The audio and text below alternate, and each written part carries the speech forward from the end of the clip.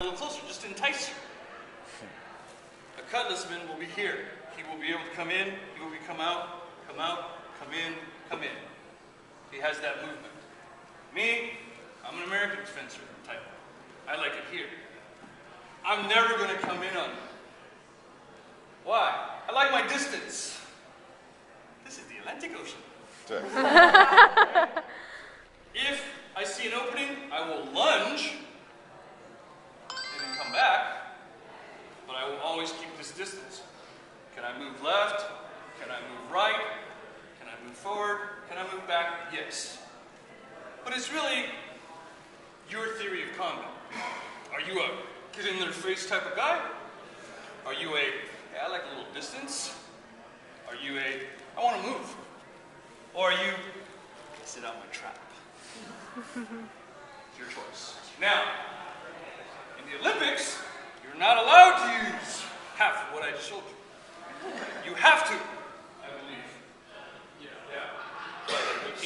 You can't cross your feet over. Exactly. You cannot do this. Okay? That's the Olympics, man. We're talking life and death. We're talking saving Captain Jack. Okay? Does that answer your question? Yes. Next question. Yes? Saber Cutlasses, are they ever used with a second? Wait, I'm sorry. Slow it down. Say it again. Other than using two sabers, are they ever used with bucklers or daggers? You know, Or like just rapiers? it really depends on the country you come from. Okay? If you were an Arabian, you would have a round shield with your scimitar or your shamshir. Okay? That's how you fought. They didn't have long swords. Everything was curved. They fought on horseback.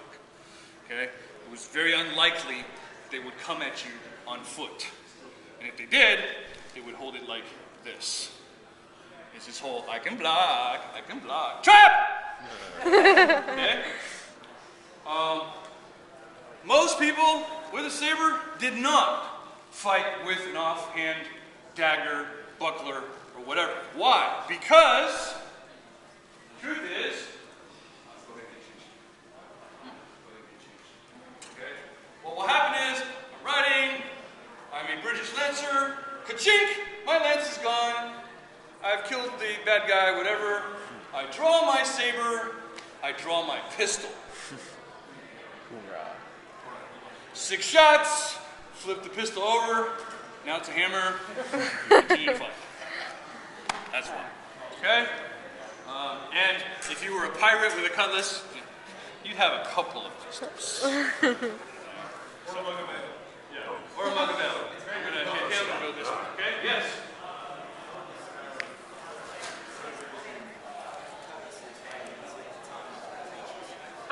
They wouldn't, because they came from 2 entirely different parts of the world.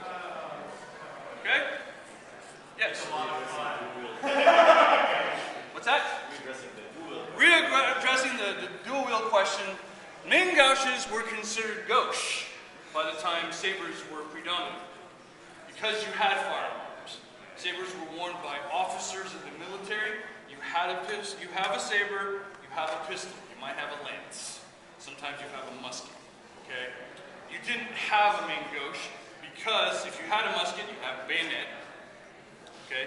If you didn't have a musket, which means you were a light dragoon or a lancer, you have a spear. There was no need for an offhand weapon. If your pistol ran out and you're riding down somebody, you're controlling your horse with this hand. Okay? That's all you need. Anything else? Yes? What if you use saber not on a horse? Like if you're like in a duel or or you got off your horse? It would be considered gauche, because if you were a real man, your saber would be all you need. Okay? The truth is, did they do it? Oh, hell yeah. Oh, hell yeah, man. Look, dude, if you're coming at me and you got some big old claymore and I got a saber, I'm throwing a freaking knife at your groin. From about 15 feet away and make you rethink this plan.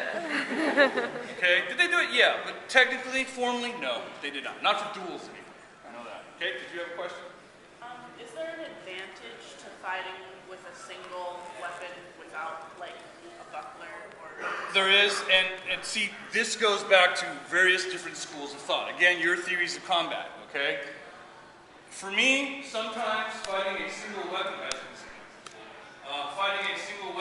is easier. Because I don't have to, what's the word, where'd it go? Okay, number one. But for people like John, who likes having a knife and a fork, paired is easier. It just suits him better. Can I fight paired? Yes. Is it my first choice? Probably not. Okay? And again, it depends on the person. Okay? This goes back to what I said before. Look, you have your cosplay. Guys, thank you very much. Please make sure you fill out a survey. Okay? Thank you very much. Please make sure you fill out a survey. You have your cosplay. You have your costume. Hey, whatever weapon you have for your costume may not be the weapon you're personally suited for. And what you should actually try to do, in my opinion, because I am a weapons teacher, is try to find what weapon you're suited for, then get the costume that matches it. Okay? Guys, if you have any further questions for me, meet me over there. If you'd like to see some of the weapons, you can go ahead and talk to the guys, check out the jackets, what have you. I'll give you this to show them. Okay? All right? Guys, after that, go ahead and make your way out, and we are going to have armor making class afterwards. Thank you very much.